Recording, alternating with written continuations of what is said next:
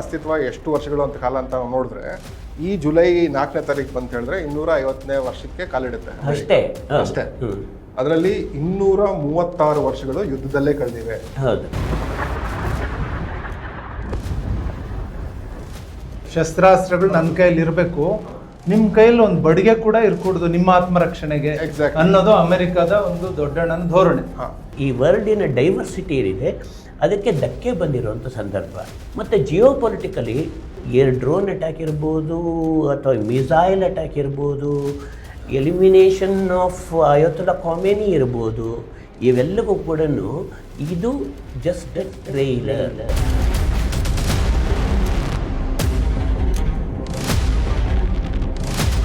ಪಕ್ಕದಲ್ಲಿರೋ ಕೆನಡಾ ನಂದೇ, ಅದು ನಾವೇ ಯಾರು ಬೇಕಾದ್ರೂ ನಡೆಸ್ತೀವಿ ಅಂದರೆ ಎಲ್ಲ ಕಡೆನೂ ನಾನು ಇರ್ತೀನಿ ಅಂತ. ಇದು ಪ್ರವೃತ್ತಿ ಏನಂತ ಹೇಳಿದರೆ, ಒಂದು ಕಾಲದಲ್ಲಿ ಹಿಟ್ಲರ್ಗಿದ್ದಂಥ ಪ್ರವೃತ್ತಿ ಇದು. ಹಿಟ್ಲರ್ಗಿದ್ದಂಥ ಪ್ರವೃತ್ತಿಯನ್ನು ನಾವು ಮತ್ತೆ ಒಬ್ಬ ಹಿಟ್ಲರ್ನ ನೋಡ್ತಾ ಇದ್ದೀವಿ. ಅದೇ ಥರ ಒಂದು ಪುಟಾಣಿ ಹಿಟ್ಲರ್ನ ನೇತನ್ಯಾಹುನ ನೋಡ್ತಾ ಇದ್ದೀವಿ.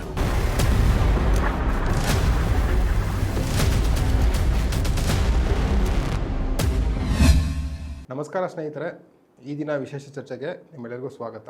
ನಿಮ್ಗೆ ಈಗಾಗಲೇ ತಿಳಿದಿರೋ ಹಾಗೆ ಒಂದು ದಿಢೀರ್ ಬೆಳವಣಿಗೆಯಿಂದ ಕಳೆದ 2 ದಿನಗಳಿಂದ ಇರಾನ್ ಮೇಲಿನ ಅಮೆರಿಕ ಮತ್ತು ಇಸ್ರೇಲ್ ದಾಳಿಯ ಚರ್ಚೆಗೆ ನಾವು ಇವತ್ತು ಕೂತಿದ್ದೀವಿ. 2003ರಲ್ಲಿ ಇರಾಕ್ ಯುದ್ಧದ ನಂತರ ಪ್ರಪಂಚ ಅತ್ಯಂತ ಒಂದು ಮಧ್ಯಪ್ರಾಚ್ಯ ಏಷ್ಯಾ ಅತ್ಯಂತ ಒಂದು ಭೀಕರ ಪರಿಸ್ಥಿತಿಗೆ ತಳ್ಳಲ್ಪಟ್ಟಿದೆ. ಗಲ್ಫ್ ಕಂಟ್ರಿಗಳಲ್ಲಿ ಭಾರತೀಯ ಮೂಲದ ತುಂಬ ಕಾರ್ಮಿಕರು ಅಲ್ಲಿ ಕೆಲಸ ಮಾಡ್ತಿದ್ದಾರೆ, ಅವರು ಆತಂಕದಲ್ಲಿದ್ದಾರೆ. ಈ ಎಲ್ಲದರ ಬಗ್ಗೆ ಚರ್ಚೆ ಮಾಡೋದಕ್ಕೆ ನಮ್ಮ ಜೊತೆ ಹಿರಿಯ ಪತ್ರಕರ್ತರು ನಮ್ಮ ಜೊತೆ ಇದ್ದಾರೆ. ಒಬ್ಬರು ಮುರಳೀಧರ್ ಖಜಾನೆ ಅವರು ಪ್ರಜಾವಾಣಿ ಮತ್ತು ಹಿಂದೂದಲ್ಲಿ ತುಂಬ ಕಾಲ ಕೆಲಸ ಮಾಡಿದ್ದಾರೆ. ಅವರು ವಿಶೇಷವಾಗಿ ಸಿನಿಮಾ ವಿಶ್ಲೇಷಕರು ಮತ್ತು ರಾಜಕೀಯ ಪರಿಣಿತರು. ನಮ್ಮ ಜೊತೆ ಇನ್ನೊಬ್ಬರು ಇರುವಂಥ ಹಿರಿಯ ಪತ್ರಕರ್ತರು ಡಿ ಉಮಾಪತಿಯವರು ಈ ದಿನ ಸಂಸ್ಥೆಯಲ್ಲಿ ಕನ್ಸಲ್ಟಿಂಗ್ ಎಡಿಟರ್ ಆಗಿದ್ದಾರೆ. ಅವರು ದೀರ್ಘಕಾಲ ಕನ್ನಡಪ್ರಭ ಪ್ರಜಾವಾಣಿಯಲ್ಲಿ ಕೆಲಸ ಮಾಡಿದ್ದಾರೆ. ಸೊ ಇಬ್ಬರಿಗೂ ನಮಸ್ಕಾರ. ನಮಸ್ಕಾರ ಸರ್. ಈಗ ಇರಾನ್ ಮೇಲೆ ದಾಳಿ ಆಗಿದೆ, ದೊಡ್ಡ ಪ್ರಮಾಣದ ದಾಳಿ ಆಗ್ತಾ ಇದೆ, ಆಗಿದೆ ಕೂಡ. ಇರಾನ್ನ ಪರಮೋಚ್ಚ ನಾಯಕ ಅಯೋತುಲ್ಲಾ ಖೊಮೇನಿ ಅವರು ಹತ್ಯೆ ಆಗಿದ್ದಾರೆ ಈ ಬಾಂಬ್ ದಾಳಿಯಿಂದ. ಜೊತೆಗೆ ದೊಡ್ಡ ಟಾಪ್ ಲೆವೆಲ್ ಲೀಡರ್ಶಿಪ್ಪನ್ನೆಲ್ಲ ಈ ಬಾಂಬ್ ದಾಳಿಯಿಂದ ಕೊಲ್ಲಲ್ಪಟ್ಟಿದೆ. ಇದ್ರ ಬಗ್ಗೆ ನಿಮ್ಮ ಇನಿಷಿಯಲ್ ಅನಿಸಿಕೆ ಏನು ಸರ್? ಮುರಳೀಧರ್ ಸರ್, ನೀವು ಹೇಳ್ಬೋದು. ಇದು ನೀವು ಹೇಳಿದ್ದು ಮೊದಲು ಅಕ್ನಾಲೆಡ್ಜ್ ಮಾಡ್ತೀನಿ. 2003ರಲ್ಲಿ ಇರಾಕಿನ ಬಾಗ್ದಾದ್ ಮೇಲೆ ನಡೆದಂಥ ಅಟ್ಯಾಕ್, ಅದಾದಾಗ ಸದ್ದಾಮ್ ಹುಸೇನ್ ಅನ್ನುವಂತಹ ಅನಾರ್ಕಿಸ್ಟೋ ಅಥವಾ ಅಥಾರಿಟೇರಿಯನ್ನು ಡಿಕ್ಟೇಟರು ಅವನನ್ನು ಎಲಿಮಿನೇಟ್ ಮಾಡಿದರು. ಹಾಗಂತ ಹೇಳಿ ಇರಾಕ್ ಬದಲೇನೇ ಆಗಲಿಲ್ಲ, ಹಾಗೇ ಇದೆ. ನಂಬರ್ 1. ಎರಡನೇದೇನಂತ ಹೇಳಿದರೆ, ಅದಾಗಿ ಸರಿಯಾಗಿ 23 ವರ್ಷಕ್ಕೆ ಮತ್ತೆ ಅಂಥದೇ ಒಂದು ಕ್ರೈಸಿಸ್ಸಿಗೆ ನಾವೆಲ್ಲ ತಳ್ಳಲ್ಪಟ್ಟಿದ್ದೀವಿ. ಈ ಕ್ರೈಸಿಸ್ಸಿಗೆ ತಳ್ಳಲ್ಪಡೋದಕ್ಕೆ ಕಾರಣ ಏನು ಅಂತ ಹೇಳಿದರೆ, ಒಂದು ತುಂಬ ನೇರವಾಗಿ ಹೇಳಬೇಕು ಅಂತ ಹೇಳಿದರೆ 2 ಕಾರಣಗಳು.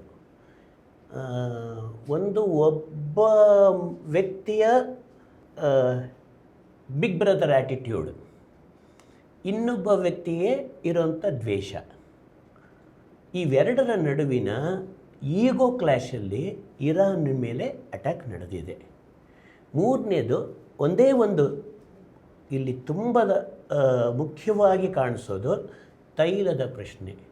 ತೈಲ ಮತ್ತು ಆ ದೇಶದ ಖನಿಜಗಳು ಯಾರಿಗೆ ಸೇರಬೇಕು ಅದು ನಮ್ಮ ಹತ್ರ ಇರಬೇಕು. ಈ ದೇಶದಲ್ಲಿ ಎಲ್ಲವೂ ಒಂದೇ ದೇಶದಲ್ಲಿ ಇರಬೇಕು ಅನ್ನುವಂಥದ್ದು ಇರೋದರಿಂದ ಡೈವರ್ಸಿಟಿ, ಈ ವರ್ಲ್ಡಿನ ಡೈವರ್ಸಿಟಿ ಏನಿದೆ ಅದಕ್ಕೆ ಧಕ್ಕೆ ಬಂದಿರುವಂಥ ಸಂದರ್ಭ. ಮತ್ತು ಜಿಯೋ ಪೊಲಿಟಿಕಲಿ ನಿನ್ನೆ ರಾತ್ರಿ ನಡೆದಿದ್ದಂಥದ್ದು ಮತ್ತು ಇವತ್ತಿನ ತನಕ ಇನ್ನೂ ಮುಂದುವರ್ಕೊಂಡು ಹೋಗ್ತಾ ಇರೋದು ಏನಿದೆ ಅಂದರೆ, ಅದು ಡ್ರೋನ್ ಅಟ್ಯಾಕ್ ಇರ್ಬೋದು ಅಥವಾ ಮಿಸೈಲ್ ಅಟ್ಯಾಕ್ ಇರ್ಬೋದು, ಎಲಿಮಿನೇಷನ್ ಆಫ್ ಅಯೋತುಲ್ಲಾ ಖೊಮೇನಿ ಇರ್ಬೋದು, ಇವೆಲ್ಲವೂ ಕೂಡ ಇದು just A trailer. Because we don't know how these are those who suffered will react to it. This is my initial reaction. Sir, ನಿಮ್ಗೆ ಒಪ್ಪಿಗೆ ಇರಬೇಕಂದ್ರೆ ನಾವು ಈ ಚರ್ಚೆನ ಇನ್ನೂ ನಾವು ಹಾಗೆ ಇನ್ಫಾರ್ಮಲ್ ಆಗಿ ಮಾಡ್ಕೊಂಡ್ರೆ ಒಳ್ಳೆಯದು. ಇನ್ಫಾರ್ಮಲ್ ಆಗಿ ಮಾಡ್ಕೊಂಡ್ರೆ ಸೊ ಆ ರೀತಿನೇ ಹೋಗೋಣ ನಾವು. ಸರ್, ನಿಮ್ಮ ಪ್ರಕಾರ ಈಗ ಇರಾನ್ನ ಮುಂದೆ ಇರೋ ಆಯ್ಕೆಗಳೇನು, ಇರಾನ್ ಈ ಸ್ಥಿತಿಗೆ ಬರೋಕ್ಕೆ ಕಾರಣ ಏನು ಅಂತ ನಿಮ್ಮ ಅನ್ಸುತ್ತೆ ಸರ್? ಭರತ್ ಅವರೇ, ನನಗಿಂತ ನಮ್ಮಿಬ್ಬರಿಗಿಂತ ಹೆಚ್ಚಾಗಿ ಇದರಲ್ಲಿ ಪರಿಣಿತಿ ಇರೋರು ನೀವು. ಸೊ ನಿಮ್ಮಿಂದ ಹೆಚ್ಚು ವಿಶ್ಲೇಷಣೆ ಬರುತ್ತೆ ಅಂತ ನಾನು ನಿರೀಕ್ಷೆ ಮಾಡ್ತೀನಿ. ಇರಾನ್ ಮುಂದೆ ಇರೋ ಆಯ್ಕೆಗಳೇನು ಅಂತ ಕೇಳಿದ್ರಿ. ಇರಾನು ಇತ್ತೀಚಿನ ವರ್ಷಗಳಲ್ಲಿ ಭಾಳ ದೊಡ್ಡ ಒಂದು ಸಂಕಟ, ಆರ್ಥಿಕ ಸಂಕಟಕ್ಕೆ ತುತ್ತಾಗಿತ್ತು. ಅದು ಇರಾನಿನ ಆಡಳಿತ ಎಷ್ಟು ಕಾರಣವೋ ಅದಕ್ಕಿಂತ ಹೆಚ್ಚು ಕಾರಣ ಜಾಗತಿಕ ರಾಜಕಾರಣ. ಯಾಕೆ ಅಂತಂದರೆ ಇರಾನ್ ಮೇಲೆ ಅಮೆರಿಕ ತುಂಬ ಕಾಲದಿಂದ ನಿರ್ಬಂಧಗಳನ್ನ ಹೇರಿದೆ. ಆರ್ಥಿಕ ನಿರ್ಬಂಧಗಳು ಮತ್ತು ಹಲವಾರು ರೀತಿಯ ನಿರ್ಬಂಧಗಳನ್ನ ಹೇರ್ತಾ ಬಂದಿದೆ, ಸ್ಯಾಂಕ್ಷನ್ನು. ಆ ಸ್ಯಾಂಕ್ಷನ್ಗೆ ಬಲಿಪಶು ಆಗಿರೋದು ಇರಾನ್. ಇರಾನಿನ ಆರ್ಥಿಕ ಪರಿಸ್ಥಿತಿ ಹದಗೆಡೋಕ್ಕೆ ಅಮೆರಿಕನ್ ಸ್ಯಾಂಕ್ಷನ್ಸ್ ಕೂಡ ಭಾಳ ದೊಡ್ಡ ಕಾರಣ ಆಗುತ್ತೆ.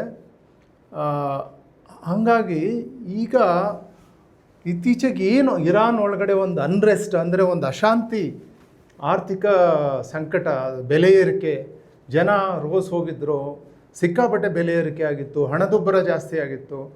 ಹಾಗಾಗಿ ಜನ ರೋಸ್ ಹೋಗಿ ಬೀದಿಗಿಳಿದಿದ್ರು, ಭಾಳ ದೊಡ್ಡ ಅಶಾಂತಿ ಪ್ರತಿಭಟನೆಗಳು ನಡೆದು ಈಗಿನ ಆಡಳಿತದ ವಿರುದ್ಧ.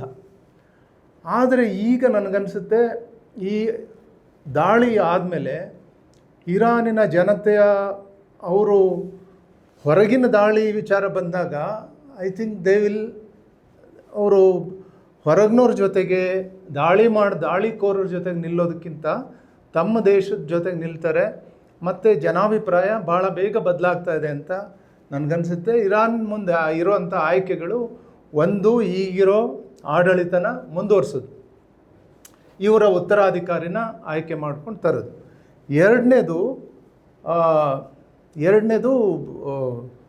ಮಿಲಿಟರಿ ಆಡಳಿತ ತರೋದು. ಮೂರನೇದು ಈಗ ನಡೆದಿರೋ ದಾಳಿ ಮುಂದ್ಗಡೆ ಅವರು ಶರಣಾಗತಿ ಆಗೋದು. ನನಗೆ ಮೂರನೇದು ಕಾಣಿಸ್ತಾ ಇಲ್ಲ, ಎರಡನೇದು ಸದ್ಯಕ್ಕೆ ಕಾಣಿಸ್ತಾ ಇಲ್ಲ. ಅದ್ರ ಬಗ್ಗೆ ನೀವು ಹೇಳಬೇಕು. ನನಗೆ ಕಾಣಿಸ್ತಾ ಇರೋದು ಈಗ ಮೊದಲನೇದು ಯಾವುದು, ಈಗಿರೋ ರೆಜೀಮ್ನ ಮುಂದುವರಿಕೆ, ಇವರ ಉತ್ತರಾಧಿಕಾರಿನ ಆಯ್ಕೆ ಮಾಡೋದು ಅಂತ ಅನಿಸುತ್ತೆ. ನೀವು ಹೇಳಿ ಸರ್. ಇರಾನ್ ಬಗ್ಗೆ ಹೇಳಬೇಕು ಅಂದರೆ ಸತತವಾಗಿ ಕ್ರೈಸಿಸ್ ಎದುರಿಸ್ತಾ ಬಂದಿದೆ. ಎಸ್ಪೆಷಲಿ ಕಳೆದ 10 ವರ್ಷಗಳಿಂದ ಈ ಕ್ರೈಸಿಸ್ಸು ಉಲ್ಬಣಗೊಂಡಿದೆ ಅಂತ ನಾನು ಹೇಳ್ತೀನಿ. ಯಾಕೆ ಅಂತ ಹೇಳಿದ್ರೆ ಈ ಕ್ರೈಸಿಸ್ಸು ನಮಗೀಗ ಬಾಂಬ್ ಹಾಕೋದಕ್ಕೆ ಮೇಯ್ನ್ ಕಾರಣ ಟ್ರಂಪು ಮತ್ತು ಅಮೆರಿಕ ಕೊಡ್ತಾರೋ ರೀಸನ್ ಏನು ಅಂತ ಹೇಳಿದ್ರೆ, ಇರಾನ್ ಅಣ್ವಸ್ತ್ರ ತಯಾರಿಸ್ಬಿಡುತ್ತೆ, ಅದು ನಮಗೆ ಡೇಂಜರಸ್ಸು.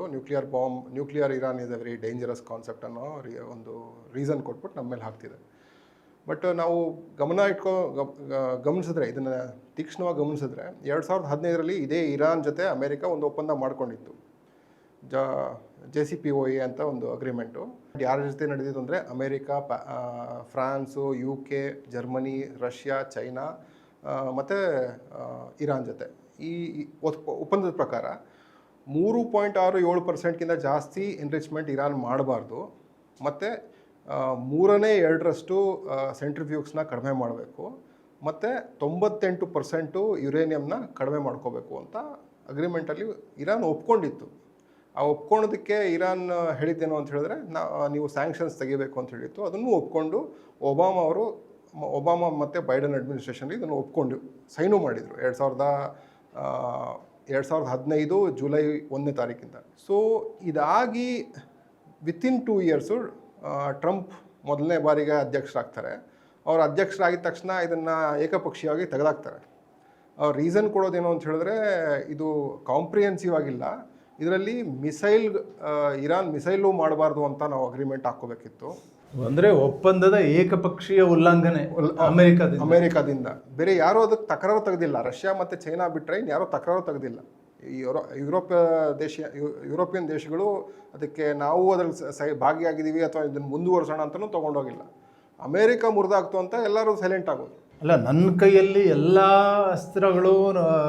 ಶಸ್ತ್ರಾಸ್ತ್ರಗಳು ನನ್ನ ಕೈಯಲ್ಲಿ ಇರಬೇಕು, ನಿಮ್ಮ ಕೈಯಲ್ಲಿ ಒಂದು ಬಡಿಗೆ ಕೂಡ ಇರ್ಕೂಡ್ದು ನಿಮ್ಮ ಆತ್ಮರಕ್ಷಣೆಗೆ Exactly. ಅನ್ನೋದು ಅಮೆರಿಕದ ಒಂದು ದೊಡ್ಡಣ್ಣನ ಧೋರಣೆ. ಹಾಂ, ಇಲ್ಲಿಂದ ಇರಾನ್ ಸಮಸ್ಯೆ ಶುರುವಾಗುತ್ತೆ ನನ್ನ ಪ್ರಕಾರ.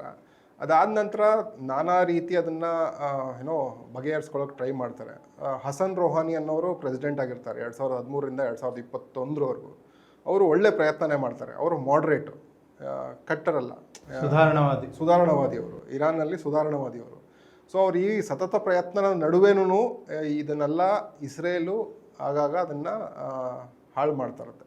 ಇಸ್ರೇಲ್ಗೆ ಬೇಕಾಗಿರೋದು ಇದು ಅಮೇರಿಕಾ ಬಗ್ಗೆ ಮಾತಾಡಿದ್ರೆ ಅಲ್ಲ, ಇಸ್ರೇಲ್ನ ಬಾಲಂಗೋಚಿ ಆಗಿರುವಂಥ ಒಂದು ಸ್ಯಾಟಲೈಟ್ ಸ್ಟೇಟು ಇಸ್ರೇಲು. ಇಡೀ ಅಮೆರಿಕದ ಬಾಲಂಗೋಚಿ ಆಗಿರುವಂಥ ಒಂದು ಇಸ್ರೇಲ್. ಇದು ಏನೇ ಒಂದು ಮಾತುಕತೆಯಲ್ಲಿ ಮುಂದೆ ಹೋಗ್ತಾ ಇರಬೇಕಾದ್ರೆ ಅದನ್ನು ಮುರಿದಾಕುವಂಥ ಕೆಲಸ ಇಸ್ರೇಲ್ ಮಾಡ್ತಾನೆ ಬಂದಿದೆ.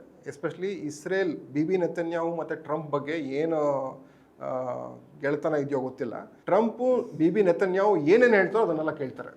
ಇದು 2015ರಿಂದ 2016 ಟ್ರಂಪ್ ಮೊದಲನೇ ಬಾರಿ ಅಧ್ಯಕ್ಷರಾದಾಗಿಂದ ಇದು ಆಗ್ತಾನೆ ಬಂದಿದೆ. ಸೊ ಅಲ್ಲ, ಇದು ಎಪ್ಸ್ಟೀನ್ ಫೈಲ್ಸ್ ಜೊತೆಗೂ ಸಂಬಂಧ ಇದೆ ಅಂತ ನೀವು ಹೇಳ್ತಾ ಇದ್ರಿ. ಹೌದು. ಎಪ್ಸ್ಟೀನ್ ಫೈಲ್ಸ್ ಜೊತೆಗೆ ಇಸ್ರೇಲಿ ಸಂಬಂಧ ಮತ್ತು ಅಮೆರಿಕನ್ದಂತೂ ಸಂಬಂಧ ಇದ್ದೇ ಇದೆ. ಹೌದು. ಅವರನ್ನ ಕಳಿಸಿ ಏನೇನೋ ಅಲ್ಲಿ ಹುನ್ನಾರಗಳು ಮಾಡಿಸಿದ್ರು ಅಂತ. ಹೌದು. ಯಾಕೆ ಅಂತ ಹೇಳಿದ್ರೆ ಇರಾನ್ನಲ್ಲಿ ನಾವು ಇನ್ನು ಕೆದಕೊಂಡು ಹೋದ್ರೆ ಎಪ್ಸ್ಟೀನ್ ಇರಾನಲ್ಲೂ ಬರ್ತಾರೆ, ಇರಾನ್ಗೂ ಬರ್ತಾರೆ. ಅವರು ಟೀಚರ್ ಆಗಿ ಡಾಲ್ಟನಲ್ಲಿ ಸ್ಕೂಲ್ ಟೀಚರ್, ಶಾಲಾ ಶಿಕ್ಷಕರಾಗಿದ್ದಾಗ ಅವ್ರ ಮೊದಲ ಒಂದು